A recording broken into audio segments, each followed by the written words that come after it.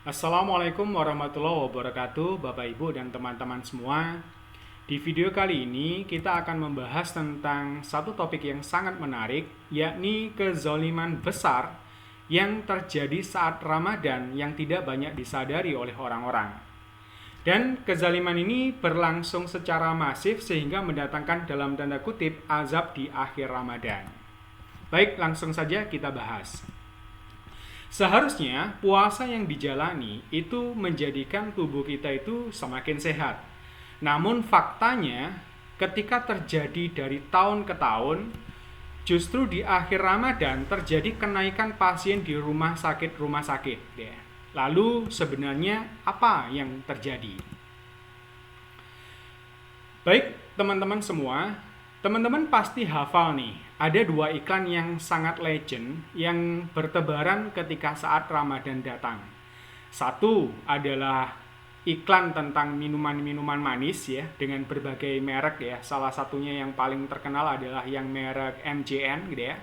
Kemudian yang kedua adalah iklan tentang obat mah yang mengkampanyekan minum 2 kali pada saat puasa di saat sahur dan buka.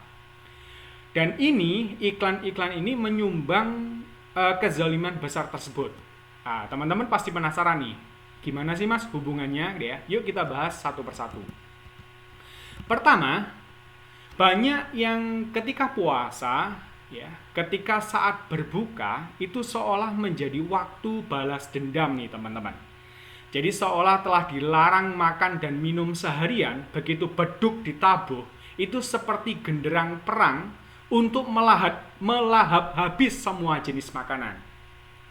Mulai dari minuman-minuman manis, cola, es sirup, kemudian gorengan, kue takjil, sampai makanan berat, sehingga kita itu merasa puas dan kekenyangan. Ayo, siapa nih yang masih begini? Hehehe.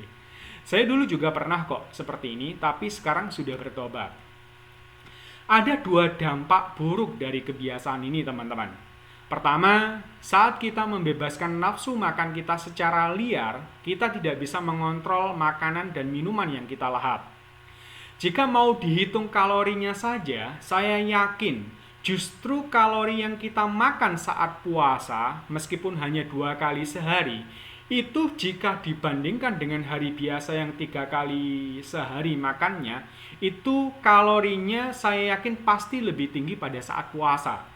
Apalagi jika kita minumnya adalah minuman manis, kemudian ditambah selalu ada gorengan, dan juga makanan-makanan yang beraneka ragam jenisnya.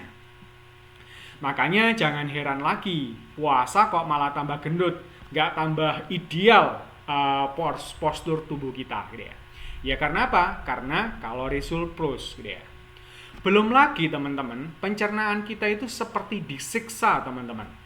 Habis tidak dikasih makan seharian, kemudian dibebani langsung dengan pekerjaan yang menumpuk. Akhirnya jadi ngantuk gitu ya. Dan gak jadi taraweh deh. Tapi yang jauh lebih berbahaya bukan hanya jumlah makanannya teman-teman. Tapi banyak kandungan zat yang sulit dicerna oleh tubuh dan menjadi racun.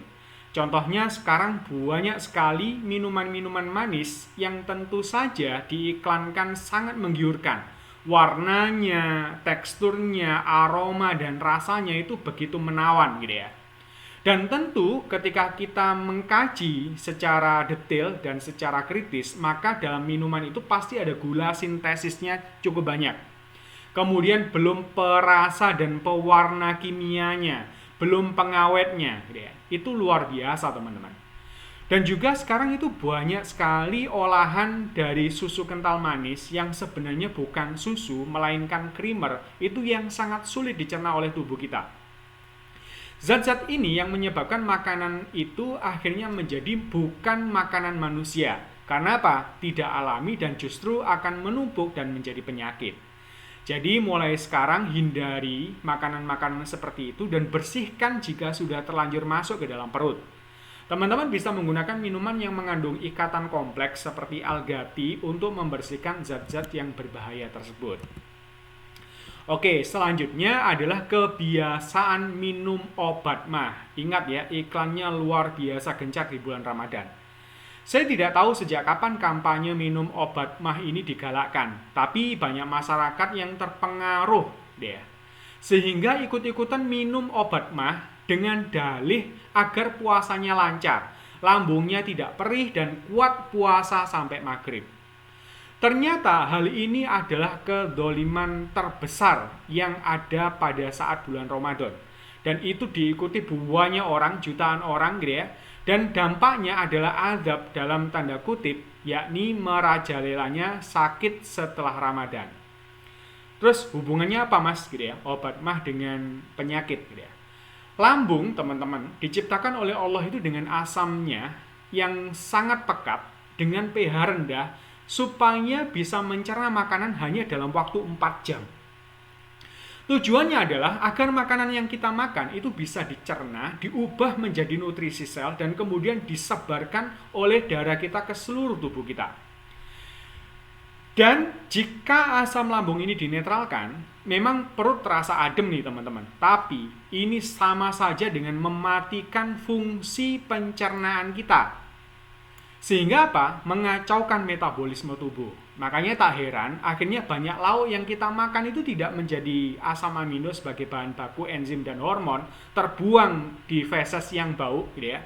Akhirnya lemak tidak bisa dipecah dalam darah karena tidak ada enzim lipase, sang pemotong lemak, dan menumpuk dalam darah menjadi plak, menghambat laju darah hingga hipertensi, serta mengakibatkan juga hiperkolesterol gitu ya. Kolesterolnya juga tidak bisa dipecah ya karena sama seperti lemak.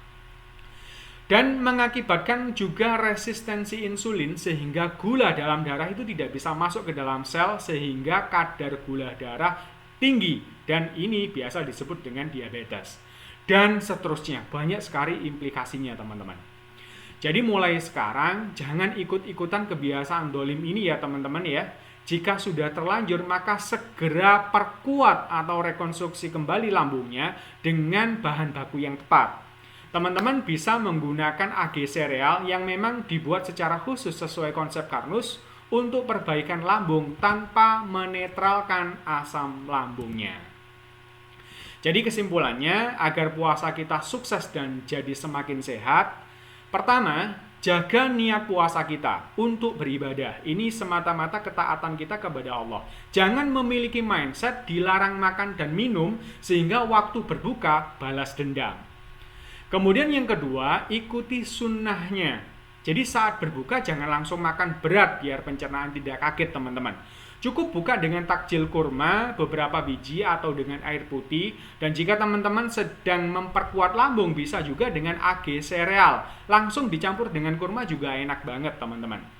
Habis itu istirahat sebentar, silakan sholat maghrib, baru setelah itu makan utama. Jadi timingnya itu harus diatur teman-teman. Tapi tetap jangan lupa, jangan terlalu banyak ya. Yang penting gizinya tinggi dan lengkap. Jadi tipsnya itu adalah karbonya secukupnya, kemudian banyakin lauk dan sayur. Jadi lauk yang tinggi protein gitu ya, kemudian sayur buahnya itu sebagai sumber vitamin dan mineral juga serat gitu ya. Oh ya, jika teman-teman ingin karbo yang cepat menjadi energi karena seharian tubuh itu kekurangan glukosa, maka teman-teman bisa mengganti berasnya dengan beras Karnus. Beras Karnus ini punya teknologi Mitotek ya, sehingga mempercepat pembangkitan energi. Dan bagi teman-teman yang tidak suka sayur, bisa minum Fibroshake dicampur dengan orange juice ya. Itu luar biasa nikmat sekali ketika nanti teman-teman habis tarawih gitu ya. Jadi semoga tips ini bermanfaat dan menjadikan puasa kita sukses, ibadah kita maksimal, kesehatan kita juga makin prima, dan bisa memasuki Idul Fitri nantinya dengan bahagia berkumpul bersama keluarga tercinta. Amin, amin, ya robbal alamin. Jadi demikian video ini, semoga bermanfaat. Video ini dipersembahkan oleh Karnus Nutrition. Silakan like teman-teman, kemudian share, bagikan ke sebanyak mungkin orang agar manfaatnya tersebar semakin luas. Dan semoga menjadi amal jariah kita juga. Amin, terima kasih. Assalamualaikum warahmatullahi wabarakatuh.